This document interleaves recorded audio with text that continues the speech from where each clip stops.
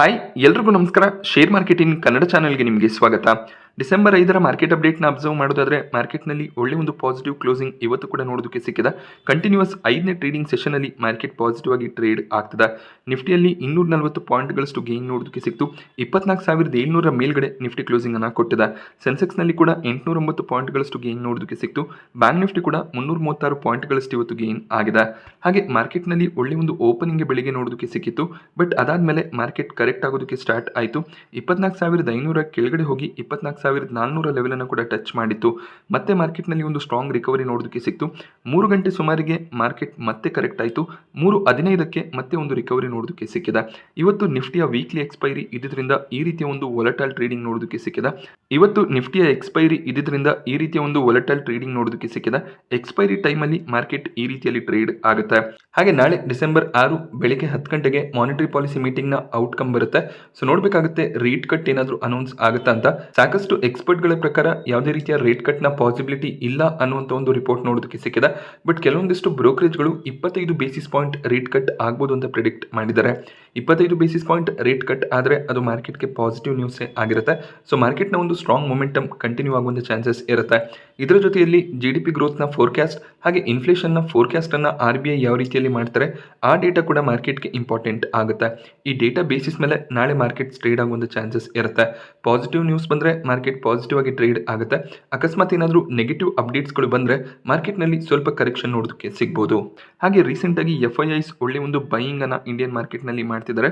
ಅವರು ಹೆಚ್ಚಾಗಿ ಫಿನಾನ್ಷಿಯಲ್ ಅಂದರೆ ಬ್ಯಾಂಕಿಂಗ್ ಮತ್ತು NBFC ಸೆಕ್ಟರ್ನ ಸ್ಟಾಕ್ಗಳಲ್ಲಿ ಇನ್ವೆಸ್ಟ್ಮೆಂಟ್ ಅನ್ನು ಮಾಡ್ತಿದ್ದಾರೆ. ಹಾಗೆ IT ಮತ್ತು FMCG ಸ್ಟಾಕ್ಗಳಲ್ಲಿ ಹೆಚ್ಚಿನ ಒಂದು ಇನ್ವೆಸ್ಟ್ಮೆಂಟ್ ಬರ್ತಿದೆ. ಫಿನಾನ್ಷಿಯಲ್ ಸೆಕ್ಟರ್ನ ಸ್ಟಾಕ್ಗಳಲ್ಲಿ ನವೆಂಬರ್ ತಿಂಗಳಲ್ಲಿ 9,597 ಕೋಟಿ ಇನ್ವೆಸ್ಟ್ಮೆಂಟ್ ಅನ್ನು ಮಾಡಿದ್ದಾರೆ. ಹಾಗೆ IT ಸೆಕ್ಟರ್ನ ಸ್ಟಾಕ್ಗಳಲ್ಲಿ 2,429 ಕೋಟಿ ಇನ್ವೆಸ್ಟ್ಮೆಂಟ್ ಬಂದಿದೆ. ಹಾಗೆ FMCG ಸೆಕ್ಟರ್ನ ಸ್ಟಾಕ್ಗಳಲ್ಲಿ ಕೂಡ 2,184 ಕೋಟಿ ಅಮೌಂಟ್ನ ಇನ್ವೆಸ್ಟ್ಮೆಂಟ್ ಅನ್ನು FIIs ಮಾಡಿದ್ದಾರೆ. ನವೆಂಬರ್ ತಿಂಗಳಲ್ಲಿ ಕೂಡ FIIs ನೆಟ್ ಸೆಲ್ಲರ್ಸ್ ಆಗಿದ್ರು. ಬಟ್ ಸ್ಟಿಲ್ ಕೆಲವೊಂದಿಷ್ಟು ಸೆಕ್ಟರ್ಗಳಲ್ಲಿ ಅವರು ಬೈಯಿಂಗ್ ಅನ್ನು ಕೂಡ ಮಾಡ್ತಿದ್ದಾರೆ. ಸೆಲ್ಲರ್ಸ್ ಅಂದಾಗ ಕಂಪ್ಲೀಟ್ ಆಗಿ ಸೆಲ್ ಮಾಡ್ತಿರೋದಿಲ್ಲ. ಕೆಲವೊಂದಿಷ್ಟು FIIs ಬೈಯಿಂಗ್ ಅನ್ನು ಮಾಡ್ತಿದ್ರೆ, ಕೆಲವೊಂದಿಷ್ಟು FIIs ಸೆಲ್ಲಿಂಗ್ ಅನ್ನು ಮಾಡ್ತಿರ್ತಾರೆ.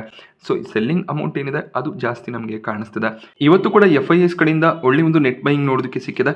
8,539 ಕೋಟಿ ಅಮೌಂಟ್ನ ನೆಟ್ ಬೈಯಿಂಗ್ FIIs ಕಡೆಯಿಂದ ನೋಡೋದಕ್ಕೆ ಸಿಕ್ತು. DIIs ನೆಟ್ ಸೆಲ್ಲರ್ಸ್ ಆಗ್ತಿದ್ದಾರೆ. 2,303 ಕೋಟಿ ಅಮೌಂಟ್ನ ನೆಟ್ ಸೆಲ್ಲಿಂಗ್ DIIs ಕಡೆಯಿಂದ ಬರ್ತಿದೆ. ಸೊ ನಿನ್ನೆ ಫೆಡ್ನ ಚೇರ್ಮನ್ ಒಂದು ಸ್ಟೇಟ್ಮೆಂಟ್ ಅನ್ನು ಕೊಟ್ಟಿದ್ರು. US ಎಕಾನಮಿನಲ್ಲಿ ಒಂದು ಸ್ಟ್ರಾಂಗ್ ಗ್ರೋತ್ ಇದೆ ಅಂತ ಅವರು ಹೇಳಿದ್ರು. ಇದರಿಂದ ಮುಂದೆ ಬರ್ತಿರುವಂಥ ಫೆಡ್ನ ಮೀಟಿಂಗ್ ಏನಿದೆ ಡಿಸೆಂಬರ್ 17-18ಕ್ಕೆ ಆಗುತ್ತೆ. ಈ ಒಂದು ಮೀಟಿಂಗ್ನಲ್ಲಿ 3rd ಕನ್ಸಿಕ್ಯೂಟಿವ್ ರೇಟ್ ಕಟ್ ಬರ್ಬೋದಾ ಅನ್ನುವಂಥ ಒಂದು ಎಕ್ಸ್ಪೆಕ್ಟೇಷನ್ ಈಗ ಬಂದಿದೆ. ಬಟ್ ರೀಸೆಂಟಾಗಿ ಅಂದರೆ 1-2 ವಾರದ ಮುಂಚೆ ಪೋವೆಲ್ ಅವರು ಅಗ್ರೆಸಿವ್ ಆಗಿ ರೇಟ್ ಕಟ್ಗಳನ್ನು ಮಾಡಲ್ಲ ಅಂತ ಹೇಳಿದರು. ಬಟ್ ಈಗ US ಎಕಾನಮಿ ಸ್ಟ್ರಾಂಗ್ ಆಗಿದೆ ಅನ್ನುವಂಥ ಒಂದು ಸ್ಟೇಟ್ಮೆಂಟನ್ನು ಕೊಟ್ಟಿದ್ದಾರೆ. ಯಾವಾಗ ಎಕಾನಮಿ ಸ್ಟ್ರಾಂಗ್ ಆಗಿ ಇರುತ್ತೆ ಆಗ ರೇಟ್ ಕಟ್ನ ಎಕ್ಸ್ಪೆಕ್ಟೇಷನ್ಸ್ ಇರುತ್ತೆ. ಆ ರೀಸನ್ನಿಂದ IT ಸೆಕ್ಟರ್ನ ಸ್ಟಾಕ್ಗಳು ಇವತ್ತು ಗೇನ್ ಆಗಿದೆ. ರೇಟ್ ಕಟ್ಸ್ ಆಗ್ತಾ ಹೋದರೆ ಅದು IT ಸ್ಟಾಕ್ಗಳಿಗೆ ಪಾಸಿಟಿವ್ ಆಗಿರುತ್ತೆ. ಹಾಗೆ ಇವತ್ತು ಟೈಟನ್ನಲ್ಲಿ ಕೂಡ 2%ಗೂ ಹೆಚ್ಚಿನ ಅಪ್ಸೈಡ್ ನೋಡೋದಕ್ಕೆ ಸಿಕ್ತು. ಟ್ರೆಂಡ್ ಕೂಡ 2%ನಷ್ಟು ಗೇನ್ ಆಗಿದೆ. ಡಾಕ್ಟರ್ ರೆಡ್ಡಿಸ್ ಲ್ಯಾಬ್ನಲ್ಲಿ ಕೂಡ 2%ನಷ್ಟು ಗೇನ್ ಇವತ್ತು ನೋಡೋದಕ್ಕೆ ಸಿಕ್ಕಿದೆ. ಟಾಪ್ ಲೂಸರ್ಸ್ ಲಿಸ್ಟ್ನಲ್ಲಿ ಲೈಫ್ ಇನ್ಶೂರೆನ್ಸ್ ಸೆಕ್ಟರ್ನ ಸ್ಟಾಕ್ಗಳು ನೋಡೋದಕ್ಕೆ ಸಿಕ್ತು. ನಿನ್ನೆ ಲೈಫ್ ಇನ್ಶೂರೆನ್ಸ್ ಸೆಕ್ಟರ್ನ ಸ್ಟಾಕ್ಗಳಲ್ಲಿ ಒಳ್ಳೆ ಒಂದು ಬೈಯಿಂಗ್ ಎಮರ್ಜ್ ಆಗಿತ್ತು. GST ಕೌನ್ಸಿಲ್ನ ಮೇಲೆ ಈಗ ಎಲ್ಲ ಕಣ್ಣು ಇರುತ್ತೆ. GSTs ರೆಡ್ಯೂಸ್ ಆದರೆ ಅದು ಲೈಫ್ ಇನ್ಶೂರೆನ್ಸ್ ಸೆಕ್ಟರ್ನ ಕಂಪನಿಗಳಿಗೆ ಪಾಸಿಟಿವ್ ಆಗ್ಬೋದು. ಬಟ್ ಇವತ್ತು ಸ್ವಲ್ಪ ಪ್ರಾಫಿಟ್ ಬುಕ್ಕಿಂಗ್ ಬಂದಿದೆ. ಹಾಗೆ ಬಜಾಜ್ ಆಟೋ ಕೂಡ 1%ಗೂ ಹೆಚ್ಚಾಗಿ ಕರೆಕ್ಟ್ ಆಗಿದೆ. ನಿನ್ನೆ ಬಜಾಜ್ ಆಟೋನಲ್ಲಿ ಒಂದು ರಿಪೋರ್ಟ್ ನೋಡೋದಕ್ಕೆ ಸಿಕ್ಕಿತು. ಬಜಾಜ್ ಆಟೋ ಏನು ಫ್ರೀಡಮ್ ಬೈಕ್ಗಳನ್ನು ಲಾಂಚ್ ಮಾಡಿದ್ರು, CNG ಬೈಕ್ಗಳು. ಆ ಬೈಕ್ನ ಪ್ರೈಸನ್ನು 5,000-10,000 ಸಾವಿರ ಕಟ್ ಮಾಡಿದ್ದಾರೆ ಅನ್ನುವಂಥ ಒಂದು ರಿಪೋರ್ಟನ್ನು UBS ಸೆಕ್ಯೂರಿಟೀಸ್ ಪಬ್ಲಿಷ್ ಮಾಡಿದ್ರು. ಅದರ ಬಗ್ಗೆ ಬಜಾಜ್ ಆಟೋ ಕ್ಲಾರಿಫಿಕೇಶನ್ಸ್ ಅನ್ನು ಕೊಟ್ಟಿದ್ದಾರೆ. ಸೊ ಅಕಸ್ಮಾತಾಗಿ ನಾವು ಪ್ರೈಸ್ ಕಟ್ ಅನ್ನು ಮಾಡಿದ್ರೆ ಅದರ ಬಗ್ಗೆ ಒಫಿಷಿಯಲ್ ಸ್ಟೇಟ್ಮೆಂಟ್ ಅನ್ನು ಕೊಡ್ತೀವಿ ಅಂತ ಕೂಡ ಬಜಾಜ್ ಆಟೋ ಕ್ಲಾರಿಫೈ ಮಾಡಿದ್ದಾರೆ. ಹಾಗೆ ಇವರ ಇನ್ವೆಂಟರಿ ಬಗ್ಗೆ ಕೂಡ ರಿಪೋರ್ಟ್ ಅಲ್ಲಿ ಮೆನ್ಷನ್ ಆಗಿತ್ತು. 80,000 ಯೂನಿಟ್ಗಳು ಡಿಸ್ಪ್ಯಾಚ್ ಆಗಿದೆ ಅನ್ನುವಂಥ ಒಂದು ರಿಪೋರ್ಟ್ ನೋಡೋದಕ್ಕೆ ಸಿಕ್ಕಿತ್ತು. ಬಟ್ 67,000 ಯೂನಿಟ್ಗಳನ್ನು ನಾವು ಡೀಲರ್ಸ್ಗಳಿಗೆ ಡಿಸ್ಪ್ಯಾಚ್ ಮಾಡಿದ್ದೀವಿ. ಅದರಲ್ಲಿ ಆಲ್ರೆಡಿ 33,000 ವೆಹಿಕಲ್ಸ್ ರಿಜಿಸ್ಟರ್ ಆಗಿದೆ ಅಂತ ಅವರು ಹೇಳಿದ್ದಾರೆ. ಈ ಒಂದು ಕ್ಲಾರಿಫಿಕೇಶನ್ ಬಂದರೂ ಕೂಡ ಸ್ಟಾಕ್ ಪ್ರೈಸ್ನಲ್ಲಿ ಏನು ರಿಕವರಿ ನೋಡೋದಕ್ಕೆ ಸಿಗಲಿಲ್ಲ. ಸ್ಟಾಕ್ ತುಂಬಾನೇ ಗೇನ್ ಆಗಿರೋದ್ರಿಂದ ಈಗ ಸ್ವಲ್ಪ ಕರೆಕ್ಷನ್ ನೋಡೋದಕ್ಕೆ ಸಿಗ್ತದೆ. ಒಳ್ಳೆ ಒಂದು ಸೇಲ್ಸ್ ಡಿಕ್ಲೇರ್ ಆದರೆ ಬಜಾಜ್ ಆಟೋ ಮತ್ತೆ ರಿಕವರ್ ಆಗ್ಬೋದು. ಹಾಗೆ NTPC ಮತ್ತು ಗ್ರಾಸಿಮ್ ಕೂಡ ಇವತ್ತು ನೆಗೆಟಿವ್ ಆಗಿ ಕ್ಲೋಸ್. ಟಾಟಾ ಮೋಟಾರ್ಸ್ ಆಗಸ್ಟ್ ತಿಂಗಳಲ್ಲಿ 1,170 ಹೈಯನ್ನು ಟಚ್ ಮಾಡಿತ್ತು. ಆ ಒಂದು ಲೆವೆಲ್ನಿಂದ ಕಂಟಿನ್ಯೂಸ್ ಸೆಲ್ಲಿಂಗ್ ಪ್ರೆಷರ್ ನೋಡೋದಕ್ಕೆ ಸಿಗ್ತದೆ. ಕಳೆದ 2-3 ತಿಂಗಳಲ್ಲಿ ಸೇಲ್ಸ್ ಕೂಡ ಫಾಲ್ ಆಗಿದೆ. ಈಗ UKನಿಂದ ಜಾಗ್ವಾರ್ ಲ್ಯಾಂಡ್ ರೋವರ್ನ ಸೇಲ್ಸ್ ಡೇಟಾ ಕೂಡ ಬಂದಿದೆ. ನವೆಂಬರ್ ತಿಂಗಳಲ್ಲಿ ಇಯರ್ ಆನ್ ಇಯರ್ ಸೇಲ್ಸ್ 11%ನಷ್ಟು ಫಾಲ್ ಆಗ್ತಿರೋದು ಕಾಣಿಸ್ತದೆ.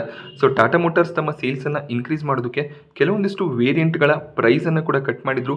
ಹಾಗೆ ಎಲೆಕ್ಟ್ರಿಕ್ ವೆಹಿಕಲ್ಸ್ಗಳ ಮೇಲೆ ಡಿಸ್ಕೌಂಟ್ ಅನ್ನು ಕೂಡ ಕೊಟ್ಟಿದ್ರು, ಬಟ್ ಸೇಲ್ಸ್ ಇಂಪ್ರೂವ್ ಆಗ್ತಿರೋದು ಕಾಣಿಸ್ತಿಲ್ಲ. ಆ ಒಂದು ರೀಸನ್ ಇಂದ ಸ್ಟಾಕ್ ಪ್ರೈಸ್ ನಲ್ಲಿ ಕರೆಕ್ಷನ್ ನೋಡೋದಕ್ಕೆ ಸಿಗ್ತದೆ. ಸೊ ಮುಂದಿನ ದಿನಗಳಲ್ಲಿ ಸೇಲ್ಸ್ ಇಂಪ್ರೂವ್ ಆಗಬೇಕಾಗುತ್ತೆ, ಇಲ್ಲ ಅಂದ್ರೆ ಟಾಟಾ ಮೋಟಾರ್ಸ್ ನಲ್ಲಿ ಕೂಡ ಇನ್ನಷ್ಟು ವೀಕ್ನೆಸ್ ನ ಎಕ್ಸ್ಪೆಕ್ಟೇಷನ್ ಇರುತ್ತೆ. ಬಟ್ ಬ್ರೋಕರೇಜ್ಗಳು ಒಳ್ಳೆ ಒಂದು ಟಾರ್ಗೆಟ್ಸ್ ಗಳನ್ನೇ ಕೊಡ್ತಿದ್ದಾರೆ. ಈಗಲೂ ಕೂಡ ₹1,000 ರೌಂಡ್ ಅಲ್ಲಿ ಟಾರ್ಗೆಟ್ಸ್ ನೋಡೋದಕ್ಕೆ ಸಿಗುತ್ತೆ. ಸೊ ಲಾಂಗ್ ಟರ್ಮ್ ನಲ್ಲಿ ಪ್ಯಾನಿಕ್ ಆಗುವಂತ ಅವಶ್ಯಕತೆ ಇರೋದಿಲ್ಲ. ಶಾರ್ಟ್ ಟರ್ಮ್ ನಲ್ಲಿ ಸ್ವಲ್ಪ ಪ್ರೆಷರ್ ನೋಡೋದಕ್ಕೆ ಸಿಗ್ತದೆ. ಡಿವಿಸ್ ಲ್ಯಾಬೊರೇಟರಿ ಸ್ಟಾಕ್ ಪ್ರೈಸ್ ನಲ್ಲಿ 3% ಅರೌಂಡ್ ಅಲ್ಲಿ ಇವತ್ತು ಕರೆಕ್ಷನ್ ನೋಡೋದಕ್ಕೆ ಸಿಗ್ತದೆ. ಸೊ ಇದಕ್ಕೆ reason Novartis company US court ನಲ್ಲಿ ಅಪೀಲ್ ಅನ್ನು ಕೂಡ ಮಾಡಿದ್ರು. MSN ಫಾರ್ಮಾಸ್ಯೂಟಿಕಲ್ಸ್ ಅನ್ನುವಂಥ ಕಂಪನಿ ನೋವಾರ್ಟಿಸ್ ನ ಮೆಡಿಸಿನ್ ಫಾರ್ಮುಲಾ ಏನಿದೆ ಅದನ್ನ ಬಳಸ್ಕೊಂಡು ಒಂದು ಜನರಿಕ್ ಮೆಡಿಸಿನ್ ಅನ್ನ ತಯಾರು ಮಾಡ್ತಿದ್ದಾರೆ. ಹಾರ್ಟ್ ರಿಲೇಟೆಡ್ ಡ್ರಗ್ ಆಗಿರುತ್ತೆ ಇದು. ಸೊ ಈ ಜನರಲ್ ಮೆಡಿಸಿನ್ ಅನ್ನ ಲಾಂಚ್ ಮಾಡಬಾರ್ದು ಅಂತ ನೋವಾರ್ಟಿಸ್ ಅಪೀಲ್ ಅನ್ನ ಮಾಡಿದ್ರು. ಬಟ್ ಈಗ US ಕೋರ್ಟ್ ಯಾವುದೇ ರೀತಿಯಲ್ಲಿ ನಾವು ಜನರಿಕ್ ಮೆಡಿಸಿನ್ ಅನ್ನ ಸ್ಟಾಕ್ ಮಾಡೋದಕ್ಕೆ ಸಾಧ್ಯ ಆಗುದಿಲ್ಲ, ಯಾಕೆಂದ್ರೆ ನೋವಾರ್ಟಿಸ್ ಅಥವಾ ಡಿವಿಸ್ ಲ್ಯಾಬ್ ನ ಬಳಿಯಲ್ಲಿ ಅದರ ಒಂದು ಪೇಟೆಂಟ್ ಇಲ್ಲ. ಪೇಟೆಂಟ್ ಇಲ್ಲದೆ ಇರುವಂತಹ ಯಾವುದೇ ಒಂದು ಮೆಡಿಸಿನ್ ಅನ್ನ ಜನರಿಕ್ ಮೆಡಿಸಿನ್ ಆಗಿ ಇನ್ನೊಂದು ಫಾರ್ಮಾ ಕಂಪನಿ ಲಾಂಚ್ ಮಾಡಬಹುದು ಅಂತ ಹೇಳಿದ್ದಾರೆ. ಸೊ ಇದನ್ನ ಡಿವಿಸ್ ಲ್ಯಾಬೊರೇಟರೀಸ್ ಡಿಸ್ಅಗ್ರಿ ಮಾಡಿದರೆ ಲೀಗಲ್ ಆಪ್ಷನ್ಸ್ ಗಳನ್ನ ನೋಡ್ತಾ ಇದೀವಿ. ಸೊ ಯಾವುದೇ ರೀತಿಯಲ್ಲಿ ನಾವು ಈ ಒಂದು ಡ್ರಗ್ ಲಾಂಚ್ ಆಗೋದಕ್ಕೆ ಬಿಡೋದಿಲ್ಲ, ನಾವು ಲೀಗಲ್ ಆಪ್ಷನ್ಸ್ ಗಳನ್ನ ಬಳಸಿ ಇದರ ವಿರುದ್ಧ ಫೈಟ್ ಮಾಡ್ತೀವಿ ಅಂತ ಹೇಳಿದ್ದಾರೆ. ಬಟ್ ಈ ಒಂದು ನ್ಯೂಸ್ ಏನಿದೆ ಇದು ಡಿವಿಸ್ ಲ್ಯಾಬ್ಗೆ ಸ್ವಲ್ಪ ನೆಗೆಟಿವ್ ಆಗಿರುತ್ತೆ. ಸೊ ಇವರ ಒಂದು ಮೆಡಿಸನ್ ನ ಇನ್ನೊಂದು ಜನರಿಕ್ ಫಾರ್ಮ್ ಬಂದ್ರೆ ಆ ಜನರಿಕ್ ಮೆಡಿಸನ್ ಹೆಚ್ಚಾಗಿ ಸೇಲ್ ಆಗ್ತಾ ಹೋದಾಗ ಇವರ ಪ್ರಾಫಿಟ್ಸ್ ನ ಮೇಲೆ ಇಂಪ್ಯಾಕ್ಟ್ ಬರುವಂತ ಚಾನ್ಸಸ್ ಇರುತ್ತೆ. ಸೊ ಆ ಒಂದು ರೀಸನ್ ಇಂದ ಡಿವಿಸ್ ಲ್ಯಾಬ್ ಇವತ್ತು ಕರೆಕ್ಟ್ ಆಗಿದೆ. ಐಜಿಎಲ್ ಸ್ಟಾಕ್ ಪ್ರೈಸ್ ನಲ್ಲಿ ಸಾಕಷ್ಟು ವೀಕ್ನೆಸ್ ಕೂಡ ರೀಸೆಂಟ್ ಟೈಮ್ ನಲ್ಲಿ ನೋಡೋದಕ್ಕೆ ಸಿಕ್ಕಿತ್ತು. ಈಗ ಸ್ಟಾಕ್ ಸ್ವಲ್ಪ ರಿಕವರ್ ಆಗ್ತದೆ. ರೀಸೆಂಟ್ ಟೈಮ್ ನಲ್ಲಿ ಸಾಕಷ್ಟು ವೀಕ್ನೆಸ್ ಐಜಿಎಲ್ ಸ್ಟಾಕ್ ಪ್ರೈಸ್ ನಲ್ಲಿ ನೋಡೋದಕ್ಕೆ ಸಿಕ್ಕಿತ್ತು, ಬಟ್ ಈಗ ಸ್ಲೋ ಆಗಿ ಐಜಿಎಲ್ ರಿಕವರ್ ಆಗ್ತದೆ. ಬೋರ್ಡ್ ಬೋನಸ್ ಇಶ್ಯೂ ಬಗ್ಗೆ ಡಿಸ್ಕಷನ್ಸ್ ಅನ್ನ ಮಾಡ್ತಿದ್ದಾರೆ. ಡಿಸೆಂಬರ್ 10ಕ್ಕೆ ಇವರ ಬೋರ್ಡ್ ಮೀಟಿಂಗ್ ಇರುತ್ತೆ. ಈ ಒಂದು ಬೋರ್ಡ್ ಮೀಟಿಂಗ್ ನಲ್ಲಿ ಬೋನಸ್ ಶೇರ್ ಗಳನ್ನ ಇಶ್ಯೂ ಮಾಡೋ ಬಗ್ಗೆ ಪ್ಲಾನ್ಸ್ ಅನ್ನ ಮಾಡ್ತಾರೆ. ಸೊ ಯಾವುದೇ ಒಂದು ಕಂಪನಿಯ ಸ್ಟಾಕ್ ಪ್ರೈಸ್ ತುಂಬಾನೇ ವೀಕ್ ಆಗ್ತದೆ ಅಂದಾಗ ಅವರು ಈ ರೀತಿಯಲ್ಲಿ ಕಾರ್ಪೊರೇಟ್ ಆಕ್ಷನ್ಸ್ ಗಳನ್ನ ಅನೌನ್ಸ್ ಮಾಡಬೇಕಾಗುತ್ತೆ. ಯಾವುದಾದ್ರೂ ರೀತಿಯಲ್ಲಿ ಸ್ಟಾಕ್ ಪ್ರೈಸ್ ನ ಫಾಲ್ ಅನ್ನ ಕಂಟ್ರೋಲ್ ಮಾಡಬೇಕಾಗುತ್ತೆ. ಮೇ ಬಿ ಇಲ್ಲಿ ಐಜಿಎಲ್ ಅದೇ ರೀಸನ್ ಇಂದ ಬೋನಸ್ ಪ್ಲಾನ್ ಅನ್ನ ಮಾಡ್ತಿದ್ದಾರೆ. ಈ ಒಂದು ಬೋನಸ್ ಇಶ್ಯೂ ಟೈಮ್ ನಲ್ಲಿ ಅವರು ತಮ್ಮ ಬಿಸ್ನೆಸ್ ಅನ್ನ ಯಾವ ರೀತಿಯಲ್ಲಿ ರಿವೈವ್ ಮಾಡ್ಕೋಬಹುದು ಅದರ ಬಗ್ಗೆ ಡಿಸ್ಕಷನ್ಸ್ ಗಳನ್ನ ಮಾಡಿ ಬಿಸ್ನೆಸ್ ರಿವೈವಲ್ ಪ್ಲಾನ್ಸ್ ಅನ್ನ ತರ್ತಾರೆ. ಇಂಡಸ್ ಟವರ್ ಸ್ಟಾಕ್ ಪ್ರೈಸ್ ನಲ್ಲಿ ಒಳ್ಳೆ ಒಂದು ಓಪನಿಂಗ್ ನೋಡೋದಕ್ಕೆ ಸಿಕ್ಕಿತ್ತು, ಅದಾದ್ಮೇಲೆ ಪ್ರಾಫಿಟ್ ಬುಕಿಂಗ್ ಬಂದಿದೆ. ಇದಕ್ಕೆ ರೀಸನ್ ವೊಡಾಫೋನ್ ನ UK ಯೂನಿಟ್ 3% ನಷ್ಟು ಸ್ಟೇಕ್ ಅನ್ನ ಇಂಡಸ್ ಟವರ್ ನಲ್ಲಿ ಸೆಲ್ ಮಾಡಿದ್ದಾರೆ ಅನ್ನುವಂಥ ಒಂದು ರಿಪೋರ್ಟ್ ನೋಡೋದಕ್ಕೆ ಸಿಕ್ಕಿದೆ. ರೀಸೆಂಟ್ ಆಗಿ ವೊಡಾಫೋನ್ ಐಡಿಯಾ ಇಂಡಿಯಾ 15% ಹೆಚ್ಚಿನ ಸ್ಟೇಕ್ ಅನ್ನ ಸೆಲ್ ಮಾಡಿದ್ರು. ಆ ಸ್ಟೇಕ್ ನಲ್ಲಿ ಕೆಲವೊಂದಿಷ್ಟು ಶೇರ್ಸ್ ಗಳನ್ನ ಏರ್ಟೆಲ್ ಬೈ ಮಾಡ್ಕೊಂಡಿದ್ರು. ಹಾಗೆ ಈಗ ಏರ್ಟೆಲ್ ಇಂಡಸ್ ಟವರ್ ನಲ್ಲಿ ಮೆಜಾರಿಟಿ ಶೇರ್ ಹೋಲ್ಡರ್ ಆಗಿರ್ತಾರೆ. 50% ಹೆಚ್ಚಿನ ಹೋಲ್ಡಿಂಗ್ ಏನಿದೆ ಅದು ಏರ್ಟೆಲ್ ನ ಬಳಿಯಲ್ಲಿ ಇದೆ.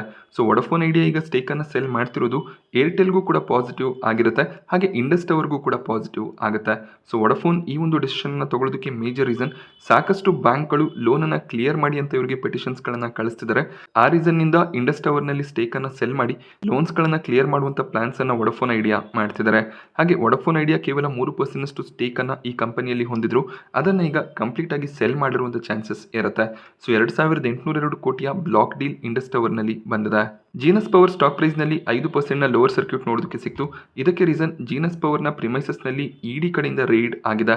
ಸೊ ಯಾವಾಗ ಕಂಪನಿಯಲ್ಲಿ ಈ ರೀತಿಯ ಒಂದು ನ್ಯೂಸ್ ನೋಡೋದಕ್ಕೆ ಸಿಗುತ್ತೆ ಆಗ ಸ್ಟಾಕ್ ಪ್ರೈಸ್ ನಲ್ಲಿ ವೀಕ್ನೆಸ್ ಇರುತ್ತೆ. ಸೊ ಆ ರೀಸನ್ ಇಂದ ಜೀನಸ್ ಪವರ್ ನಲ್ಲಿ ಕರೆಕ್ಷನ್ ನೋಡೋದಕ್ಕೆ ಸಿಗ್ತದೆ. ಇಡಿಗೆ ಫುಲ್ ಕೋಆಪರೇಷನ್ ಅನ್ನ ಕೊಡ್ತಿದೀವಿ ಅಂತ ಜೀನಸ್ ಪವರ್ ಹೇಳಿದರೆ, ಬಟ್ ಈ ನ್ಯೂಸ್ ಬಂದಾಗ ಸ್ಟಾಕ್ ನಲ್ಲಿ ವೀಕ್ನೆಸ್ ಇದ್ದೇ ಇರುತ್ತೆ.